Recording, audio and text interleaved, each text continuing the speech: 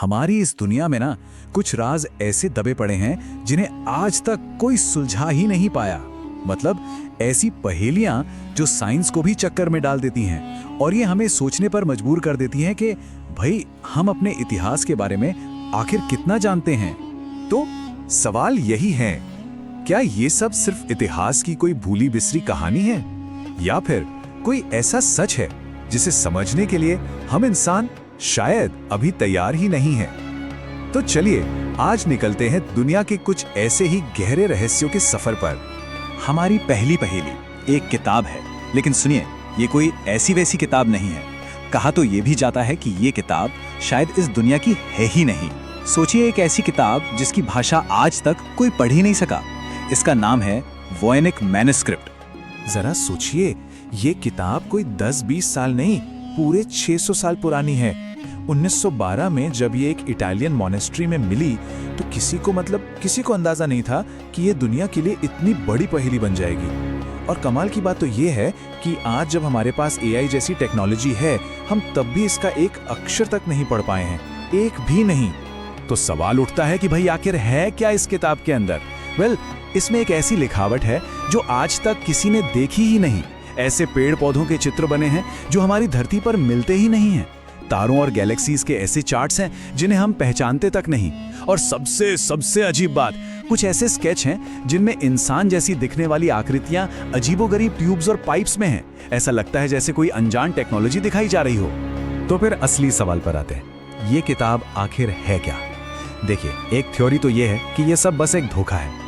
हो सकता है कि मिडिल एजेस में किसी ने पैसे कमाने के लिए ये सब बना दिया हो, पर सोचने वाली बात है ना, कोई सिर्फ एक धोखे के लिए इतनी कॉम्प्लेक्स और नई भाषा क्यों बनाएगा? दूसरी तरफ कुछ लोगों का मानना है कि इसमें किसी खोई हुई सिविलाइजेशन का या हो सकता है किसी एलियन सभ्यता का ज्ञान छिपा हो। पर अगर ऐसा है तो फिर इस ज्ञान को इतना कोड करके क्यों रखा गया है? ये भी एक सवाल है। अच्छा, तो किताब के पन्नों से अब बाहर निकलते हैं और चलते हैं एक ऐसे रेगिस्तान में जहां जमीन पर कुछ ऐसी विशाल आकृतियां बनी हैं जिन्हें देखने के लिए आपको आसमान में होना पड़ेगा, मानो ये देवताओं के लिए बनाई गई हों। ये हैं नाज़का लाइन्स की पहेली। अगर कोई वहां जमीन पे खड़ा हो ना तो उसे बस रेगिस्तान में खींची हुई कुछ बेतरतीब लकीरें ही दिखेंगी। कुछ समझ नहीं आएगा कि ये क्या है। लेकिन कहानी में ट्विस्ट तब आता है जब आप ऊपर जाते हैं आसमान में। वहां से एक बिल्कुल अलग ही नजारा दिखता है। जो लकीरें जमीन से बेकार लग रही थीं, वो ऊपर से जानवरों और पक्षियों की विशाल परफेक्ट आकृतियों में बदल जाती हैं। पेरू के इस रेगिस्तान में एक दो नहीं 300 से भी ज्यादा ऐसी आकृतियां हैं। एक बहुत बड़ी मकड़ी, एक हमिंग बर्ड, एक बंदर और तो और एक एस्ट्रोनॉट जैसा दिखने वाला इंसान भी। और सबसे हैरान करने वाली बात जानते हैं क्या है? ये सब आज से लगभग 2000 साल पहले बनाई गई थी, एक ऐसे वक्त में जब इन्हें बनाने वाले खुद इन्हें ऊपर से कभी देख ही नहीं सकते थे।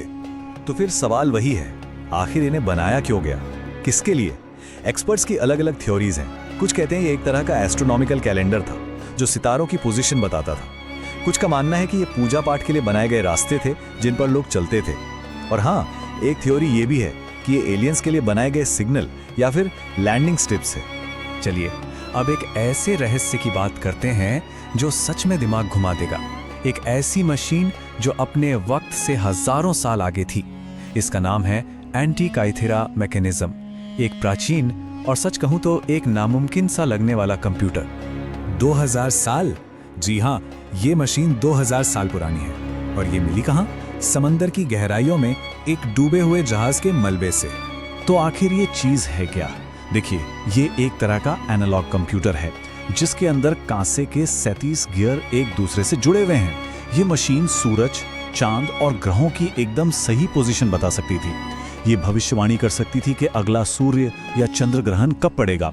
और तो और ये ओलंपिक गेम्स का 4 साल का साइकिल भी ट्रैक करती थी। सोचिए जरा, 2000 साल पहले ऐसी मशीन, यकीन करना मुश्किल है ना? और यहीं आके खड़ा होता है सबसे बड़ा सवाल। अगर 2000 साल पहले हमारे पूर्वजों के पास ऐसी कमाल की टेक्नोलॉजी थी तो फिर वो गई कहां? ऐसा क्या हुआ कि ये सारा ज्ञान हजारों सालों के लिए इतिहास से जैसे मिट ही गया? ओके, अब हम जमीन से निकलकर समंदर की गहराइयों में चलते हैं जहां एक और राज छिपा है। अटलांटिक महासागर की एक ऐसी जगह जो अपने नाम से ही डराती है। जी हाँ, हम बात कर रहे हैं बरमुडा ट्रायंगल की। बरमुडा ट्रायंगल, जिसे डेविल्स ट्रायंगल भी कहते हैं, अटलांटिक ओशन का वो इलाका है जहां जाने वाले जहाज और प्लेन अक्सर लौटकर नहीं आते। वो बस गायब हो जाते हैं, रहस्यमयी तरीके से। यहाँ से जुड़ी कहानियां सच में रोंगटे खड़े कर देती हैं। जैसे 1945 में अमेरिकन नेवी के 5 बॉम्बर प्लेन, जिन्हें फ्लाइट 19 कहते थे, एक साथ गायब हो गए। और हद तो तब हो गई जब उन्हें ढूंढने गया रेस्क्यू प्लेन, वो भी कभी वापस नहीं आया। इससे भी पहले 1918 में 300 से ज्यादा लोगों से भरा एक बहुत बड़ा नेवी शिप यूएसएस साइक्लोप्स बिना कोई एसओएस भेजे, बिना कोई निशान छोड़े, बस हवा में गायब हो गया। तो आखिर होता क्या है इस जगह पर? साइंटिफिक थ्योरीज तो ये हैं कि यहाँ समुद्र के नीचे बहुत स्ट्रॉन्ग मैग्नेटिक फील्ड्स हैं जो कंपास को खराब कर देती हैं, या फिर समुद्र की सतह से अचानक मीथेन गैस निकलती है जो पानी की डेंसिटी कम कर देती है और जहाज डूब जाते हैं। लेकिन फिर कुछ और भी थ्योरीज हैं, जैसे कि यहाँ एलियंस का कोई अंडर वाटर बेस है, या फिर एटलांटिस जैसे किसी खोए हुए शहर की कोई पुरानी टेक्नोलॉजी आज भी वहाँ एक्टिव है। तो वॉयनेक मैन्युस्क्रिप्ट से लेकर बरमुडा ट्रायंगल तक ये सारे रहस्य हमें एक ही सवाल के सामने लाकर खड़ा कर देते हैं। क्या हमारा इतिहास वाकई उतना ही सीधा है जितना हमें किताबों में पढ़ाया जाता है, या फिर इतिहास के पन्नों के बीच कुछ ऐसे गहरे राज भी छुपे हैं जिन्हें समझने की शुरुआत तो शायद हमने अभी-अभी की है।